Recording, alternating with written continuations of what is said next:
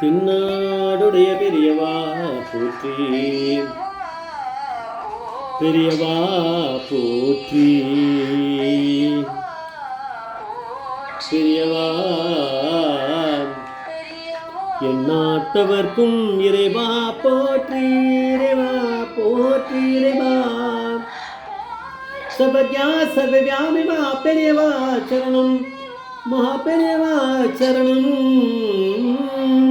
சர்வஜா சர்வவியாபிமா பெரியவா சரணமாய பிறப்பருக்கும் மகா பெரியவா போற்றி, மாய பிறப்பருக்கும் மகா பெரியவா போற்றி. அப்பாரகடா சித்தம் ஞானதம் சாத்திரப்பணம் ஸ்ரீ சந்திரசேகரரும் படமாமுதாரம் கலியுதேவம் காஞ்சிமான் யூடியூப் சேனல் பிரத்யேகம் அந்த மகாபெரிய பக்தருக்கு ஏற்பட்டு கொண்டிருக்கும் அனுபவங்களை ஒவ்வொரு நாளும் ஒரு அனுபவம். ஒரு தலைப்பு நீங்கள் அனுபவத்தோட தலைப்பு படித்தா நீ பெரிய டாக்டராக வருவ, படித்தா நீ பெரிய டாக்டராக வருவ.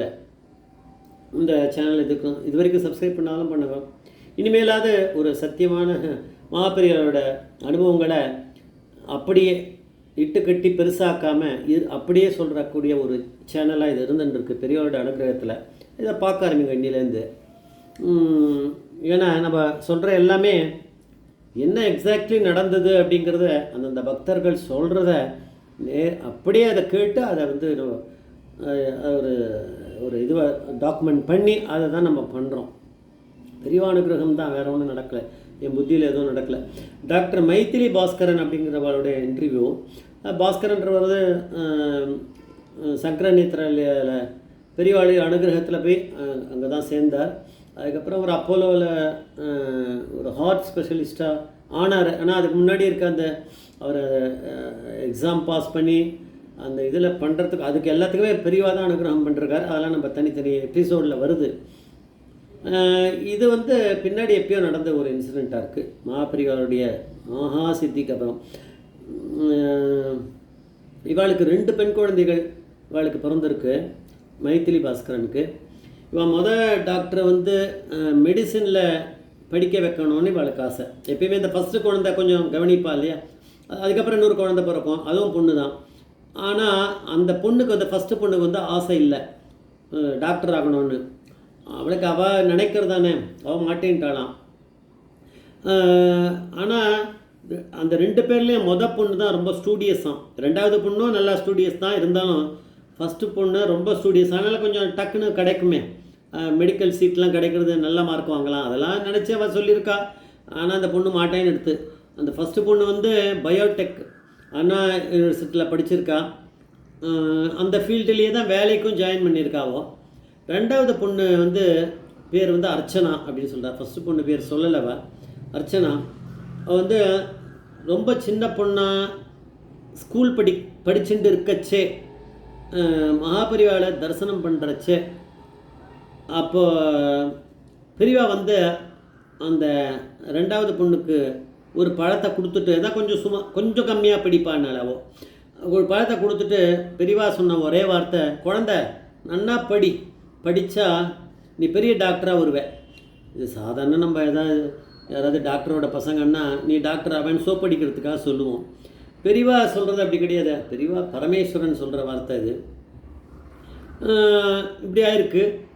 ஆனால் அந்த பொண்ணுக்கு அர்ச்சனாங்கிற பொண்ணு சின்ன குழந்தை, அதுக்கு பெரியவா என்ன சொல்கிறான்னு அது என்னென்ன அர்த்தமே புரியலை. ஏன்னா அந்த மாதிரியான ஒரு வயசு. அவள் முழிச்சிருக்கா, அவ்வளோதான். இப்போ ஆனால் அர்ச்சனாவுக்கு வந்து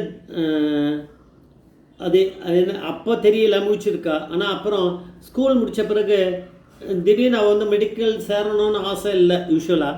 திடீர்னு ஸ்கூலிங்லாம் முடிஞ்சோடனே நான் மெடிக்கல் சேரணுன்னாலாம். அது ஏன்னு அவள் சொல்லலை இன்டர்வியூவில். நான் சொல்கிறேன், பெரியவா தான் புத்தியை அன்றைக்கே கொடுத்துட்டாளே இவள் பெரிய டாக்டராக வருவான்னு. அது வேலை செய்யும், அவளுக்கு தெரியாது. அப்பா அம்மா டாக்டர்னா பொண்ணு பசங்க டாக்டராக இருக்கணுமான்னு அப்படி ஒன்றும் அவசியம் கிடையாது. ஆனால் பெரியவா அன்றைக்கி சொன்னதுனால அவளுக்கு புத்தி வந்துடுது. அது வரைக்கும் அவளுக்கு மெடிக்கலில் இன்ட்ரெஸ்ட் இல்லை. பண்ணுறேன்னா திடீர்னு இன்ட்ரெஸ்ட்லாம் க்ரியேட் ஆகிடாது. அது பண்ணது பெரியவா வேலை பார்த்துட்டார். அப்போது அந்த காலத்தில் few government colleges, medical colleges இருக்குமா, மொத்தமே 2-3 ப்ரைவேட் காலேஜ் தான் இருக்குமா. இன்றைக்கி கதை வேறு. பாஸ்கரிவாளுக்கு மெடிக்கல் சீட்டு கிடச்சதும் மெட்ராஸ்லேயே தான் படிக்கணும். அதுவும் இந்த பொண்ணுக்கு அர்ச்சனாக்கு அதுவும் டே ஸ்காலராக இருக்கணும். தினமும் வீட்டுக்கு வந்துடணும். ஏன்னா அந்த நம்ப முடியாது, இன்றைக்கி அப்படி தான், இன்றைக்கி இன்னும் அன்றைக்கி அவர் சொல்கிறத விட இன்றைக்கி மோசமாக இருக்குது. அதை நம்ம தெரிஞ்சுக்கலாம். இன்றைக்கி அதை விட மோசம் இன்றைக்கி சுச்சுவேஷன் பொன் குழந்தைகளுக்கு. அவர் அப்படியெல்லாம் பண்ணாராம். இதில் வந்து இந்த 2 கண்டிஷன் இது இருந்தால் தான் நீ சேரணும்னாராம். நிறைய மார்க்ஸ் வேறு எடுக்கணும். காமன் என்ட்ரன்ஸ் டெஸ்ட் இருக்குது, அதில் நல்ல ஸ்கோர் எடுக்கணும். பிராமின்னா இன்னும் நிறையவே மார்க் வாங்கணும். எல்லாம் ஃபார்வேர்டுக்கு அதெல்லாம் ரிசர்வேஷன் அதெல்லாம் வந்துருமே, கோட்டா அது இதுன்னு வேறு.